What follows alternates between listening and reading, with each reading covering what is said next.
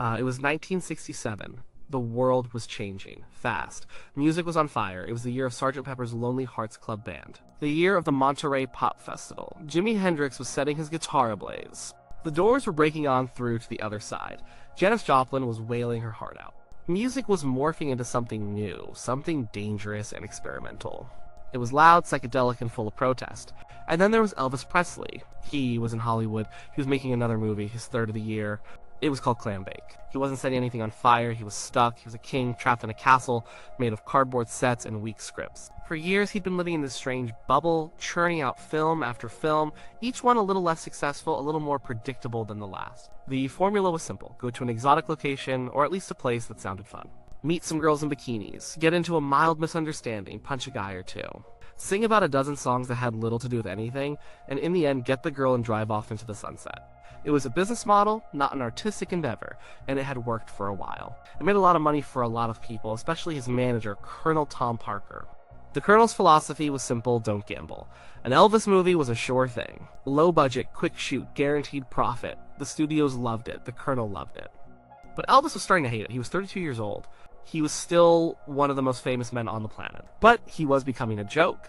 The raw, rebellious energy of the 1950s was gone. That sneer, that swagger, that danger that had terrified parents and thrilled teenagers had been replaced by a polite, toothy smile.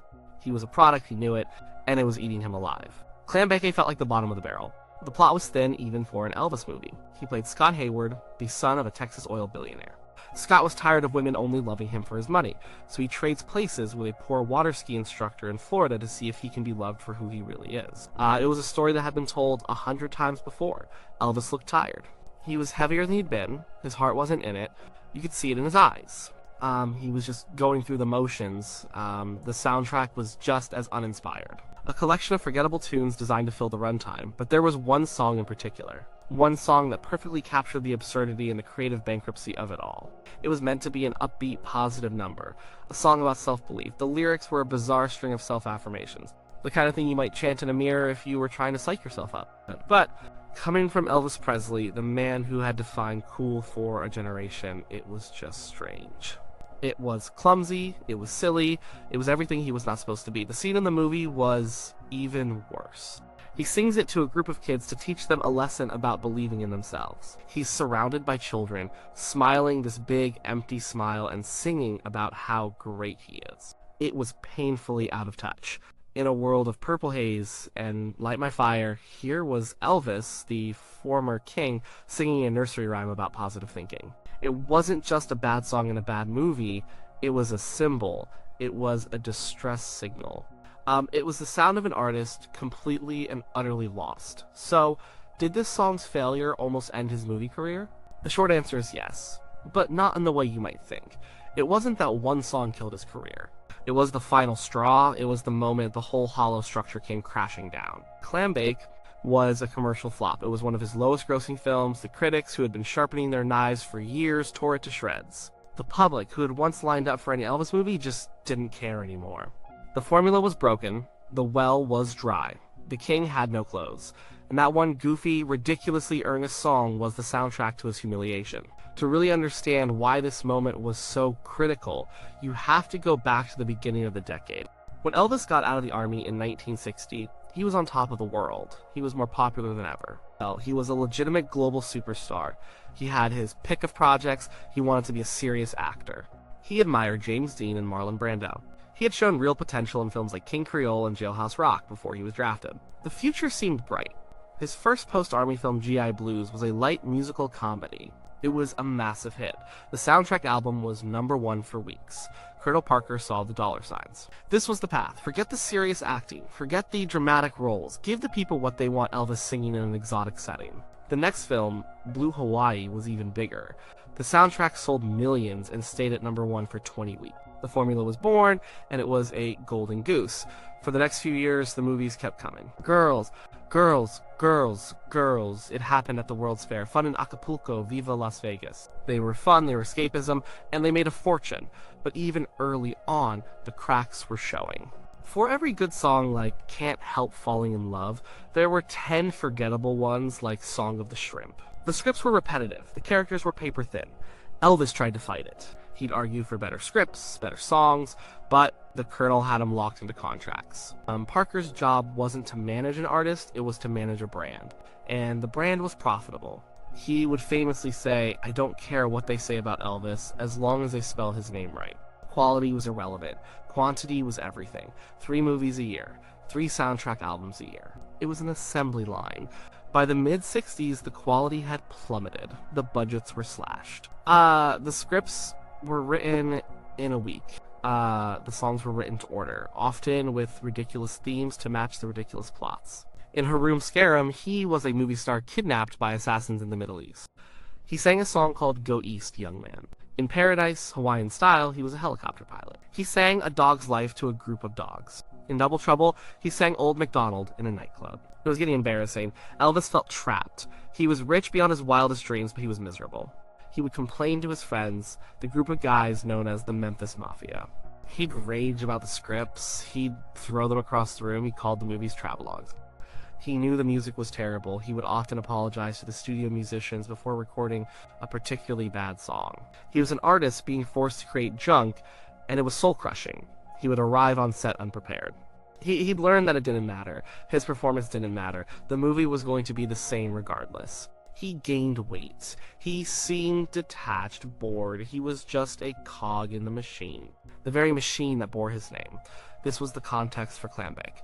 It wasn't just another bad movie. It was the culmination of years of creative neglect. It was the point where the decline was no longer gradual. It was a free fall. The film grossed less than half of what Blue Hawaii had made just 6 years earlier. The message was loud and clear. The audience was gone. They had moved on. The failure of Clambake and that one ridiculous song at its heart was a wake-up call. But it wasn't just a wake-up call for the studio or the Colonel, it was a wake-up call for Elvis himself. It was the bottom, and when you hit the bottom, you have 2 choices. You can stay there, or you can fight your way back up. For the first time in a long time, Elvis decided to fight. He was done. He reportedly told the Colonel, "I'm not going to do this anymore." He was tired of being a joke. He was tired of singing songs that made him cringe. He wanted to be a musician again. He wanted to feel the fire again. The Colonel, for all his faults, was a shrewd businessman. He could read the writing on the wall. The movie formula was dead. The profits were dwindling. He needed a new plan. He needed to rebrand Elvis. He booked a television special with NBC. The initial idea was for a wholesome, family-friendly Christmas show. Elvis would wear a Santa suit and sing Christmas carols. It was the Colonel's safe, predictable, and utterly wrong idea. But this time, Elvis pushed back. He had a new producer, Steve Binder, who saw the potential for something much more. Binder saw the frustration in Elvis. He saw the caged animal. He told Elvis, "This is your career on the line." He encouraged him to do what he wanted to do, not what the Colonel wanted. And so the plan changed. The Christmas special became a rock and roll show. It became a statement. Elvis went on a diet. He got back in shape. He rehearsed with his old bandmates, Scotty Moore and DJ Fontana. He rediscovered his love for the blues, for gospel, for the raw, powerful music that had made him famous. The result was the 1968 comeback special. It aired in December of that year. And it was a revelation. There was no silly plot. There were no bikini-clad girls. There was just Elvis, dressed head to toe in black leather. He was lean. He was dangerous. He sneered. He sweated. He looked like a panther. The polite Hollywood smile was gone, replaced by the raw charisma that had changed the world. He wasn't singing about self-help. He was singing Heartbreak Hotel and Jailhouse Rock. He was singing with a passion and an intensity he hadn't shown in a decade. The 68 special was a monumental success. It was a cultural event. It reminded everyone who Elvis Presley was. He wasn't the smiling, goofy guy from Clambake. He was the king of rock and roll, and he was back to claim his throne. The special completely revitalized his career. He went to Memphis and recorded some of the best music of his life, including Suspicious Minds and In the Ghetto. These were serious, powerful songs. They were a million miles away from the soundtrack filler of his movie years. He returned to live performing, launching a series of record-breaking engagements in Las Vegas. He was no longer a movie star playing a singer. He was a singer, a performer, an artist. So, what happened to the movie career? It didn't end overnight. He was still under contract to make a few more films. But things were different. He had more say. He tried to steer the projects in a more serious direction. His next film, Live a Little, Love a Little, was a more adult-oriented comedy. Chero was a gritty western where he didn't sing a single song on screen. Change of Habit saw him play a doctor working in a ghetto clinic alongside Mary Tyler Moore as a nun. These films weren't all masterpieces, some were better than others, but they were a conscious effort to break the old formula. They were an attempt to be a real actor. The era of the silly musical travelogues was over. Clambake had killed it for good. In that sense, its failure didn't end his movie career, it saved him from it. It ended the version of his movie career that was destroying him. Ultimately, Elvis's focus shifted away from Hollywood entirely. He found his true calling on the stage in Las Vegas and on tour across America. That was his new medium. The concert films that came out of this period, like Elvis, That's the Way It Is, and Elvis on Tour, were far more compelling than any of the scripted movies from the 60s.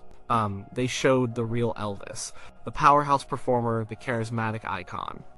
The man who had been reborn from the ashes of his own Hollywood career. The failure of Clambake was a necessary failure. It was an artistic and commercial disaster that forced a moment of crisis, and out of that crisis came one of the greatest comebacks in music history. It was the painful, embarrassing end of one chapter that allowed a much more glorious one to begin. It forced Elvis to look in the mirror and decide who he wanted to be. Did he want to be the smiling caricature singing silly songs to children? Or did he want to be Elvis Presley?